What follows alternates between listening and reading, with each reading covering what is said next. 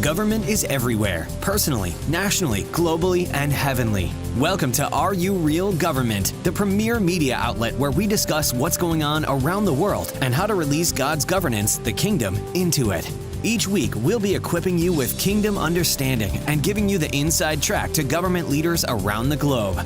Now get ready to get real about government with Are You Real Government? What in the world is going on, and more importantly, what in your world is going on? This is Dub Alexander, spiritual advisor to the influential and host of Are You Real Government? Today you will hear from my friend and kingdom colleague, Vanessa Chavez, all about her call and journey in the government mountain. Don't forget that you can catch John Fuller, the voice of manifestation and the founder of the original Are You Real podcast every Wednesday, right here on iTunes, Google Play, or wherever you get your podcast. All right, so I'm here in Amarillo, Texas with one of my good friends, Vanessa Chavez. She is the founder and president of Community for Country. She's the author of The Rampart, which is available on Amazon. She's one of the pastors at Kingdom Life Center in Canyon, Texas. She's a prayer warrior, an intercessor, a prophetic voice, and a fellow government mountain kingdom comrade. How are you doing today? I'm good. How are you? I'm doing good. I've been looking forward to getting to sit down with you and pick your brain and provide the opportunity for you to share your heart for our nation on this platform. And so let's start by, if you could just fill in our listeners a little bit on what your organization, Community for Country, is, the heart behind it, the vision for it, and its activity so far. Yeah, so Community for Country really was birthed out of kind of a culmination of a few things that led to it. And so one of those was the summer before the 2016 presidential elections, recognizing how important this election would be, not just for our nation, but for the world. There were some citywide prayer events that were going on, and I showed up at one ready to pray, and there were like 10 people in the room. And I know that it's not about numbers, but I have been learning, Holy Spirit's been showing me the importance of the representation of the voices that are in the room and the unity of those voices, and how the remnant, it always only ever takes a remnant, but the remnant has to be made up of the full remnant, like the generations were needing to be represented, the different ethnic groups that make up who we are, the different people groups. And so I thought, man, it's a citywide event and there's 10 people here, and we got to have more praying for our nation than that. And so that was one of the things that kind of sparked, okay, we got to do something about this and get the actual city here. So also the next thing that added to this, seeking the Lord out on what was to come, was the nationwide prayer gatherings that have been going on, been streaming online for our nation, and on television, aired live, and watching some of these events going down and just hearing prayers against specific candidates and against people just grieved my heart, and just realized that we're missing it. There's people that are hearing these prayers, not knowing that God is always for people. God loves people, and there's times when there are people in positions who make choices that aren't lining up with His word, but He's always for people, and our prayers should be that way. And just to see that there is just a longing and a cry of how do we pray when there's opposition and it's coming through people, but what does that look like, and how can we be that voice to the nation and the world on what it looks like to be in a battle over a nation and to fight that battle in the heavenlies and still honor people. The third element that kind of added towards this was that I was just hearing voices, Christian voices from behind pulpits, Sunday school teachers, people that I know for years as prayer warriors had just started speaking out just a hopelessness and a despair. True. That there's just no hope for America. We've crossed a line. There's no going back. I've heard pulpits preaching that this is the end times. We just need to gather our canned food and hide out in the basement until Jesus comes. And everything in me is like, no, the church has forgotten who she is. So she doesn't know who she is. And America has forgotten who she is. She doesn't know who she is.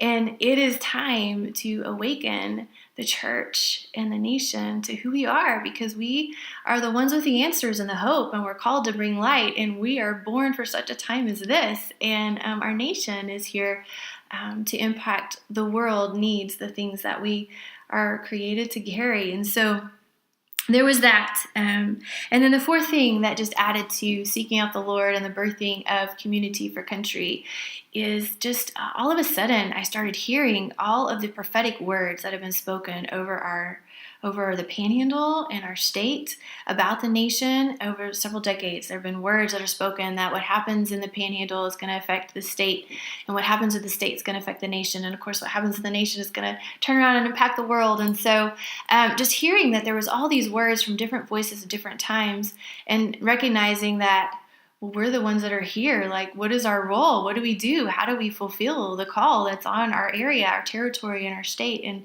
on behalf of our nation? And so just began seeking the Lord, and I just saw this call to prayer, but a new way that people hadn't been seeing or knowing. And so we put out a call to invite people from all over the city. The Lord gave 10 arenas that we were to pray over as a people, and then to find people who carried natural and spiritual authority in each of those arenas to lead in the prayer, and then to have the people there to add their voices of agreement with that, so that could literally echo out. We prayed focused over the city and then the state and then the nation, just like the prophetic words had all been aligning. And so it was awesome. We also wanted it to be just under His name, the name of God alone. So we didn't have any names of people who were leading the prayers, the leaders that were there. We had an ambassador there to pray over racial healing for the land. We had one of the Texas Board of Education was there leading over our education system. And so there were just several. We had a sheriff pray over our first responders. So there were several arenas, and we were also able just to pray over both of the candidates, everyone who was running at that time for the presidency, from the Potter County Courthouse lawn, from the actual steps of a courthouse. And just really cool what went on. And our news media actually aired our prayers praying over both candidates, Yes. over the airways. It was just really, really a neat time at how God just brought it all together and the people into place, and really feel like it cleared the air for some things to be able to come in behind, kingdom to come in there. Yes, absolutely. I love a couple of things that you brought out there, just as far as being able to disagree with people and yet still honor them. Even, to be able to disagree with someone and still love them. I feel like that's such a fallacy that's promoted in our culture today, that if you don't agree with me, then you don't love me. And I love how you've been able to navigate that. Obviously, everybody understands that politics are a super touchy issue, and yet you've been able to navigate that with such grace and bring true honor to people that you may violently disagree with, but you're still able to present the heart of God to them. I loved also how you touched on finding people that carry the spiritual authority and the natural authority to speak things out over the land. We're called to pray from a priestly position, but also to declare from a kingly position. And you've been so wise to strategically find those people and position them correctly so that their words move out over our state and our nation. And so I just want to honor you for that. That's some really good kingdom strategy there. And I've also noticed how you have such favor to be able to hold an event like that on the county courthouse steps. And then I've seen you also have events in universities, which is another super touchy place to be able to come in and voice your opinion right now in our nation. But you carry a lot of favor in those areas, and so I'm excited to continue to watch what Community for Country does. And at the end of this, we'll have a place for you to be able to connect with Community for Country for all of our listeners. Thank you. If you would share with me your history behind how you found your calling to the government mountain. How did you become aware of that? And what was the point where you even realized that was a thing? Because I know for myself, I didn't even know that was a thing until a few years ago, until I stepped into the fullness of the understanding of the kingdom and the Seven Mountain Strategy, all that. So what did that look like for you? Yeah, that's a great question, because you start recognizing who you are, but not having any way to label that and going, what is this? So I will tell you, I started watching the movie The Interpreter. Have you seen that movie? I have not. Okay, so I'm watching this movie, and it's all about there's one of the interpreters that are in the room at the UN building, and she overhears an assassination plot against a president from her country. And so the movie kind of bases off of that. But I'm watching this movie and I'm seeing all of these countries' leaders and their chairs in the room. And I'm just going, I just need to be in that building. Like, I need to be in that room. And I'm thinking, who thinks that way? Like, that's just weird. Like, why do I need to be in that room? I just feel like I'm supposed to be in there and just touch these chairs or pray over these leaders or just have a voice in that room. And so that kind of, the other part I love about what that movie represented is that she loved her people. She loved her nation. And that's something that just really resonated with me. For those of you that have seen that movie, you know, she didn't quite go about fixing it in the right way. But you don't go and hold your leader at gunpoint to try to remind them who they are. But her love for her people and her longing to remind her leaders and her people of who they are. And just her passion in that. And so that movie just kind of, I don't know, maybe awakened a little bit of that in me. And I began to have dreams and visions of speaking with presidents and leaders and just thinking, man, what is this? I don't have a political science degree. I don't see myself running for office or anything. Like, I don't know what this is, but I really knew it was from the Lord. And so I just continued to hold those things and value the way he was speaking to me and go, okay, I don't understand this, but I know it's him. So I'm going to continue just to pray over that. I want to be a faithful steward of those things. And then just as time went on, it's kind of increased and started to increase these visions and these things. And then people started speaking out, recognizing that in me and confirming some of the things I'd been seeing. And then I went through LLBD's modules and just super huge confirmation. Like, this is who I am. Like, this is why I'm here. And this is why I always feel this way. This is why I'm so passionate about my country and why I've been seeing these things. And so, yeah, just kind of a culmination of those things. Very cool. What is it about the government mountain that you love or that makes you come alive or that just keeps that passion going? Yeah, that's a great question. One of the things about government is all throughout Israel's history in the Bible, you see that when their leader was serving the Lord, then the people were serving the Lord. But when their leader was serving the false gods, the people fell away from the Lord all throughout their history. And so I see the importance of a nation in who their leadership is and what their leadership does. And so just a recognizing of where our nation is and just also just the passion I have for our founding fathers and just the history of America. That's another one of the indicators for me that this is my mountain, is that I just feel their words almost when I read them. Like, I can just see it. Like, I know you can relate. Like, man, there's just something about these words and about this nation and just a passionate for the birthing of this nation and what we are created and here to do and what was began way back in the 1600s, with Robert Hunt at Cape Henry.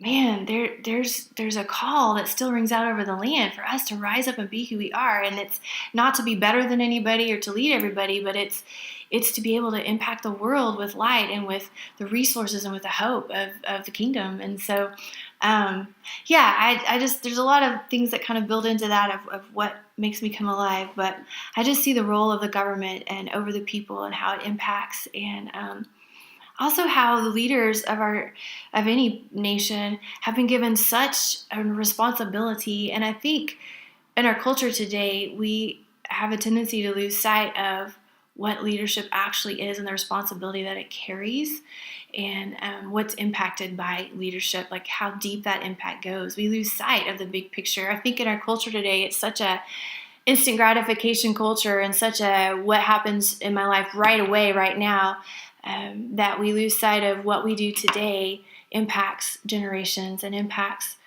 people beyond our borders. Just our founding fathers, everything they did was for the future generation. And it's what made it such a powerful nation and made it such a powerful, the things that they did created who we can be today because they saw beyond the moment and they recognized their leadership was for more than just that moment in that time. That's so good. I love that. So where do you see yourself in the government mountain in the future?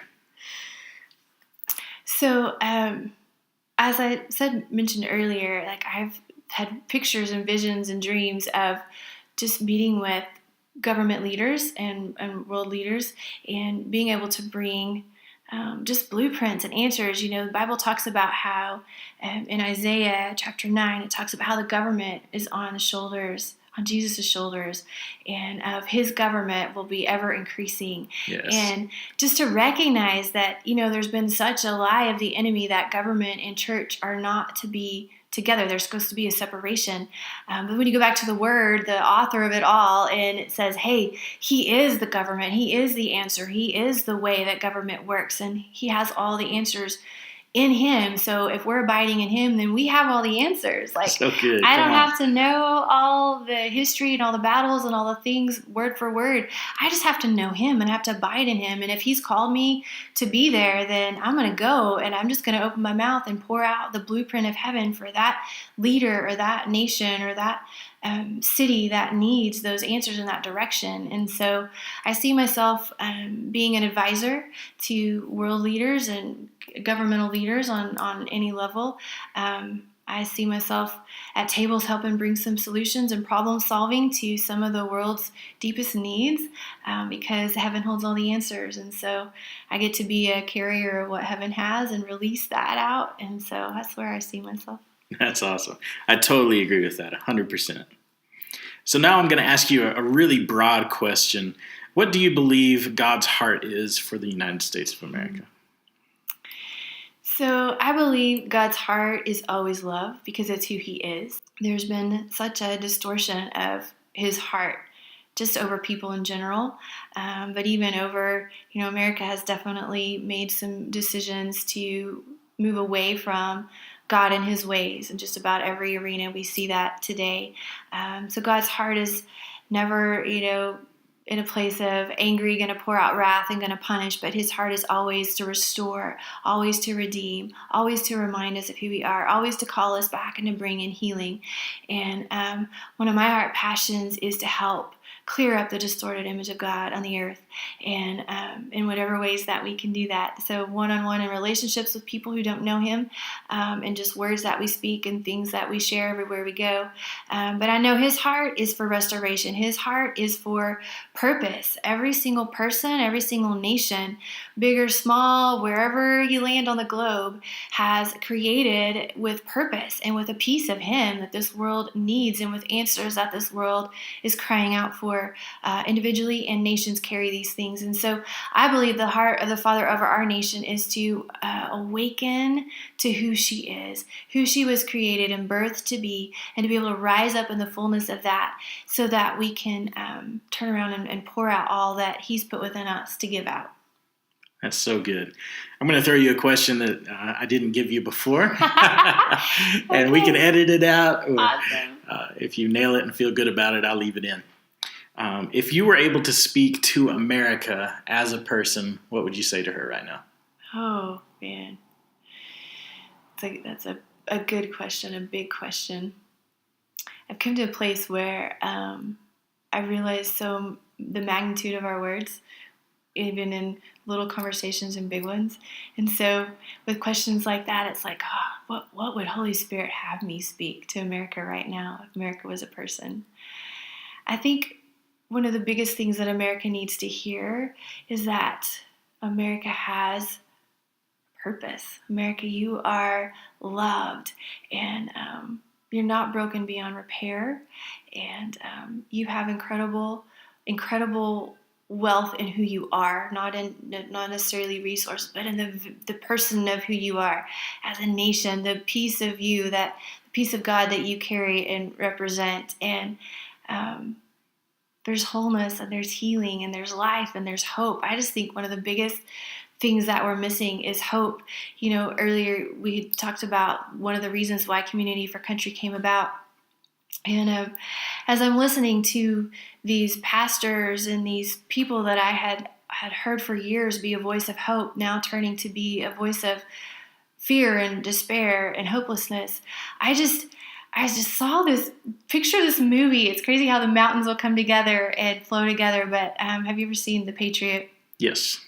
So I'm hearing all this and I'm feeling just this hopelessness that people are feeling, and knowing that it is never hopeless because we serve a God who's the God of hope. And so how do we fix this? Like, okay, the church itself is finding that voice of hopelessness now. So the church is the voice of hope. And if the church is getting to that place where not the whole church, but the church in general is feeling hopeless, like, we got to turn this thing around. And I just saw this vision, this picture from the movie of The Patriot, where they're starting to retreat, and Mel Gibson is watching them turn and run, and he runs and he grabs that flag and he lifts it and he starts running, and he says, hold the line, and he reminds them of who they are, and he reminds them of why they're here.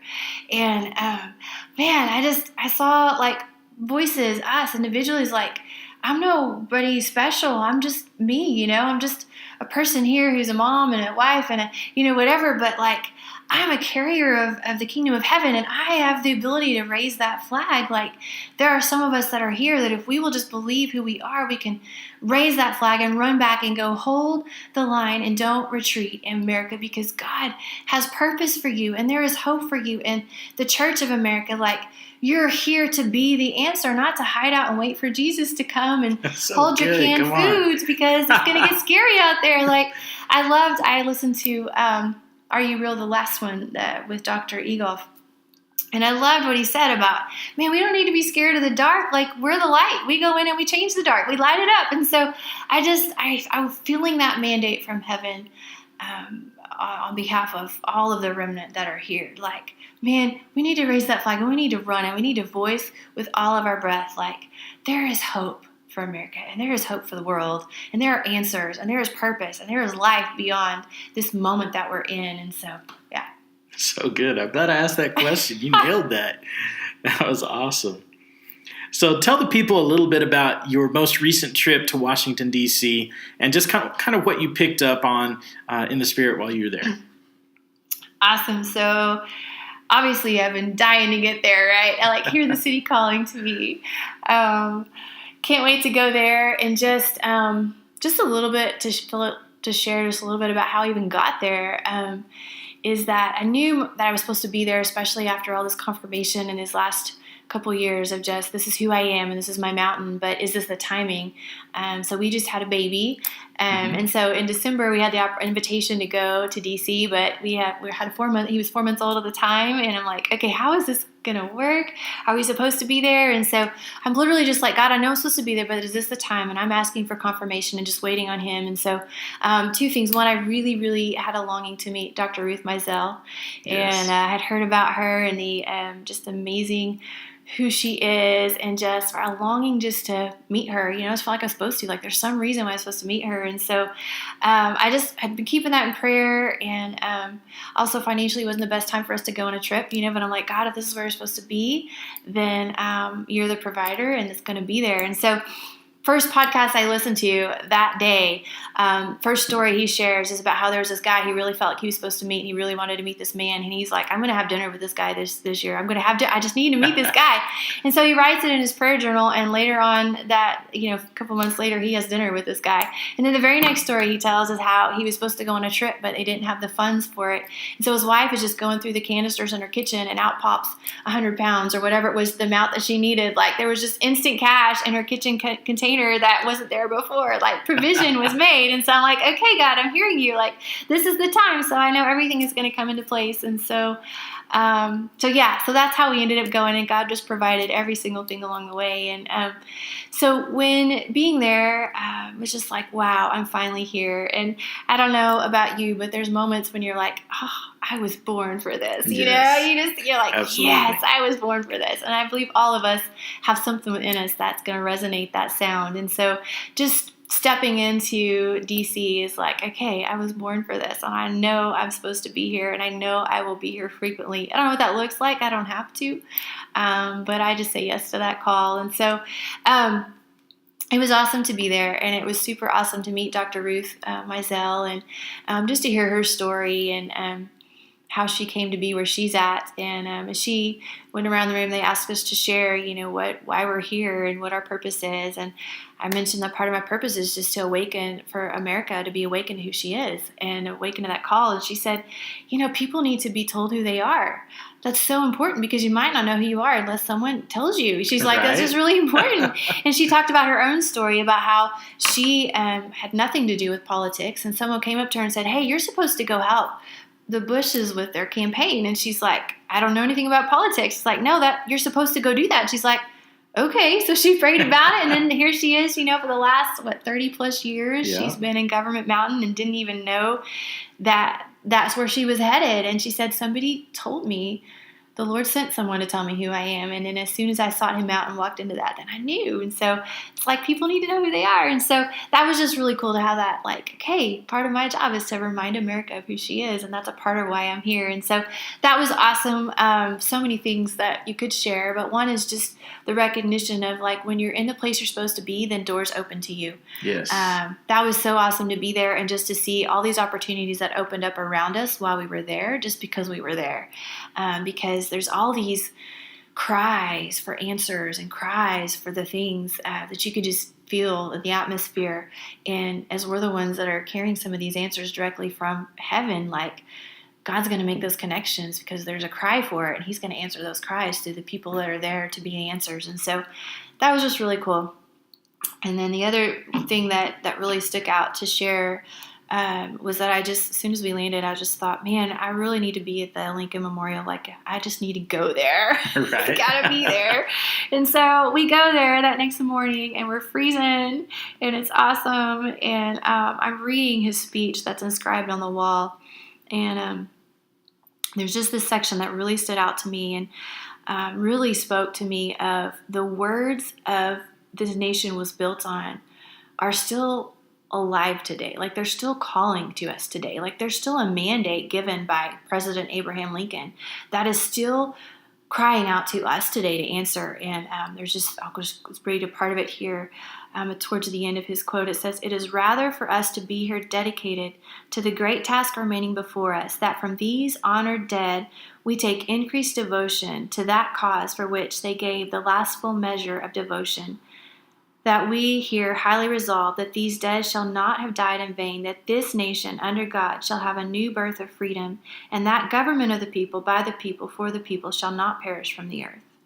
And I just was reading these words and just, man, that's still our mandate today. That he's talking to us, those of us that are here, that the people went before us haven't sacrificed and died in vain, but we continue to carry on. And that's a part of what I see as an answer to our nation is just the synergy of the ages coming together, the synergy of the generations. And Dutch Sheets is huge voice on bringing, the church is one church, not just today's church. The church from the very beginning all the way through the end of time is one church, and we all are one body that carries out the one work of the kingdom. And so just recognizing how it all ties together and how important it is to bring together the words that have been spoken in past generations and in present generations. It all flows together. Yes, that's so good. So you referenced Dutch Sheets, and earlier you talked about how you were listening to podcasts. So for our listeners that love the Government Mountain, what are some podcasts that you could point them towards that you found beneficial to you and in your walk in this?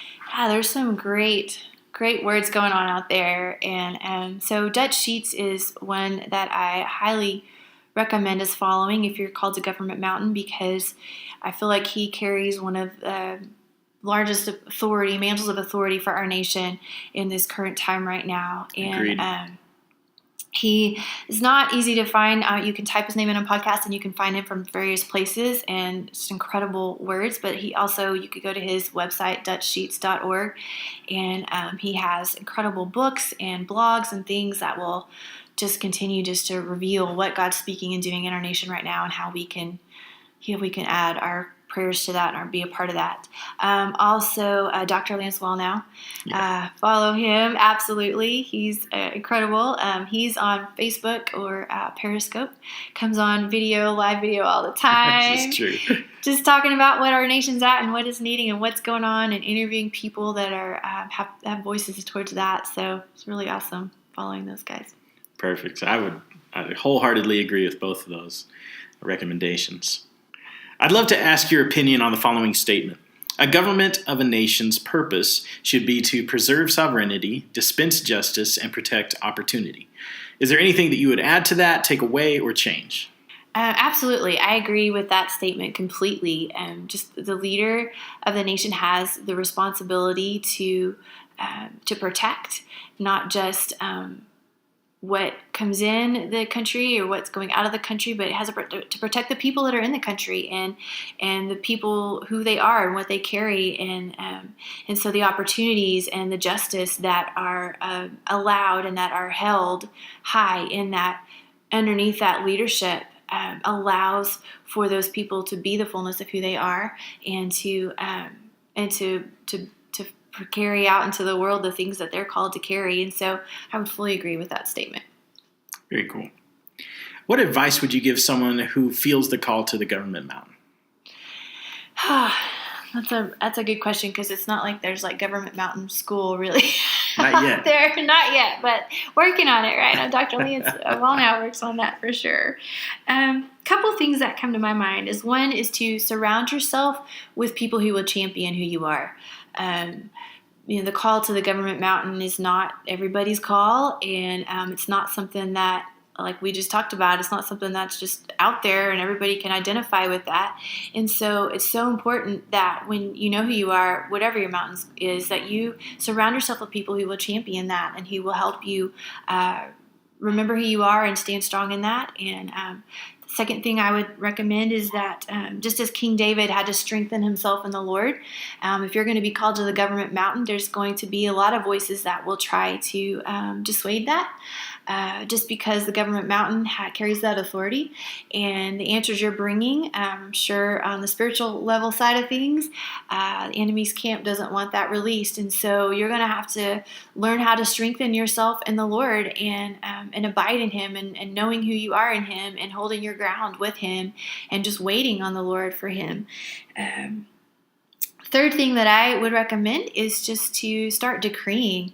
That's one of the things that tools that I was given in LLBD's training with Dr. Barry Linhart and Dr. Tina Hay, is that, man, my words carry so much power, and when I'm speaking out my decrees, I'm changing the atmosphere, and I'm changing things, and I'm creating opportunities, because there's power of life and death in our tongue. And so love that. We even have our girls making decrees every morning on the way to school. Like, it's just power in our words. And so, man, let's use that power we've been given and create atmosphere and opportunity, and so absolutely start making decrees about who you are and what you're called to do and where you're going. And then the fourth thing is just to wait on Him to open those doors, because He knows more than what we can see. And I think sometimes people get super passionate about what they're called to, and they try to go make doors open. And anything that we try to sustain with our own strength or do on our own strength is going to have to be sustained on our own strength. And that is just not something we want to have to deal with. And so waiting for Him to open those doors, man, He's the one who can open doors that no one can open. Isaiah 22:22 just talks all about that. Like, He's got the keys to the kingdom. He's got the keys to the government, and He will give those keys and open those doors. Your gifts will make room for you. I think I loved what Dr. Eagle said also on his last podcast with you, is that, take that time to mature yourself. Do the work of maturing and be faithful where you are. And yes, speak into the future and look towards that, but take this time of where we are right now and allow God to do a completed work in us, so that we're ready when the doors are opened, because He's going to open those doors. So good. That's a download of wisdom right there. You might even want to rewind that and listen to that whole segment again. Some dynamic wisdom. So I want to close out by having you tell us about your book, The Rampart, which is available on Amazon.com right now. And I love how people can take a book like Habakkuk that most people may not have even read, or, just kind of breeze over the story, and yet you're able to just stop and pull out revelation out of that book. And so just share with the people kind of an overview of that book and maybe one of your favorite truths that you get to disclose in that. Okay, awesome. Well, I was reading Habakkuk, and obviously being a government person, I was able to, and an intercessor myself, I was able to relate with him and his passion for his nation, his people. Here he is interceding on behalf of his people and asking the Lord, okay, you've got the answers. What are you going to come and do for our nation? When is this going to happen? Where are you going to come help?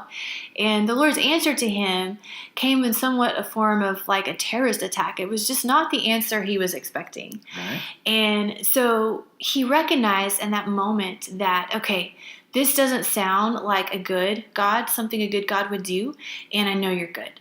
So I know that I cannot move forward in my relationship with you and in who I am until I can reconcile what my heart is feeling right now, that I can't trust you because of this, what you're doing, with what my head knows you're always good and I can always trust you. And so he actually says in that moment, he says to Habakkuk 2:2, I'm going to climb upon my rampart and I'm going to set myself there. Then I am not going to move from this place until you come and you meet with me and you fix this discrepancy in what my head knows to be true of you, but what my heart is feeling about you in this moment. And man, it just spoke volumes to me, because I think we have a world full of people who at some point or another have had an encounter with God wasn't who I thought he was, or God, why weren't you there? Or if God is supposed to be good, then why? You hear that in just people's words on the media, just anywhere you look. You're hearing that cry of what do we do with that? What do we do when we feel like God's done something or didn't do something that we should have done? We felt like he should have been there. And so, so this book just birthed out of that and just that place of waiting and contending with the Lord. And so, one of my favorite ones maybe is the chapter called The Octagon, and literally stepping into the octagon with God. Come on now, let's go. He talks to Isaiah and he says, come on, let us reason together. You bring your accusations, I'll step in there with you and we'll go for it. Or Jacob at Peniel, where they wrestled. There's just that time when we need to be real with God and go, hey, I don't understand this, or I don't know who you are, or I don't feel like I can trust you fully. You prayed for that person to get healed and they didn't. And so next time somebody wants you to ask you to pray for healing, you're like, well, I don't know. It didn't work last time. Does it not work? So there's just all of that. And so I just love being able to seek after the Lord and okay, what is he doing in those moments? And what do we do at the Rampart times when we're waiting for that transition to take place so that we can move forward? I think a lot of people just hit that place and they just stop. They stop growing in the Lord and their walk. They just can stay content where they are. And God's I've got so much more for you, but we've got to go reason together for a little while so we can move forward. So it's just the different things that take place. Maybe there's a season going on in your life that it's the season of winter and it maybe feels like there's no fruit, but there's a lot going on that we can't see. Or maybe it's a season of he's doing something in someone else that's waiting on behalf of what's going on in you. So it's just a waiting place on the Lord and what to do in the midst of the wait and how to move past those cries of our heart when we feel like, man, God, I know you're good, but... Well said, well said. And I'll put a link to that in the show notes so that they're able to find it on Amazon. Deep Truths in an easy read format. I can't recommend it enough. I give it 5 stars, 2 thumbs up, 10 come on somebody's, however you want to say it. But I'd highly recommend it. So last question. From this platform, what would you like to say to the people of the United States of America? Well, one of the first things I'd like to say is just look up. Just look up. We're so short-sighted right now, and we're so, it feels like there's just so much contention in the air, and there's so much offense in the air that it's just man, if we could just lift our eyes up just a little bit above, just what's in front of us, and we could see the bigger picture. We could see that one of the things we talked about earlier, that just because we disagree with something doesn't mean that we hate each other, or doesn't mean that we can't coexist, or doesn't mean that we can't even come together at a table and make a solution to a problem. And so I think just, man, if we could just stop and look past ourselves. We're such a very self-focused, selfie society right now. It's one of those things that is keeping us from seeing the greatness in someone else, because we're just so self-focused right now, because we're so bombarded with negative things going around in the air, that if we could just rise above that pollution in the air a little bit and see a bigger picture and just start seeing the value in who each other is, I think that a lot of things would shift off of what we're allowing to rob from who we are. Really good. Where can the people connect with you? So I have a Facebook page at Vanessa Chavez Ministries, and there's also Community for Country is also on Facebook, and so you can go there to find out just different things that are going on. Perfect. I'll put links to all of those contacts in the show notes, and I just want to thank you for the interview today. Thank you. I hope you enjoyed that interview as much as I did. Be sure you check out the show notes for links on how to connect with Vanessa Chavez and her products. Also this week, I'd like to give a shout out to Casey Fuller, who's an amazing woman and the host of Are You Real Fit? Check out her latest show. It's got a great interview with Dr. Freeborn Mondello that I think you'll enjoy. I look forward to connecting with you next week. Until then, it's been Dub, it's been Kingdom, and it's been real. Thank you for joining us on this episode of Are You Real Government? For in-depth resources, show notes, information on today's discussion, or to connect with your host personally, please visit areyoureal.org. While you're there, be sure to check out the other podcasts in the Are You Real family. Until next time, thanks for keeping it real with Are You Real Government.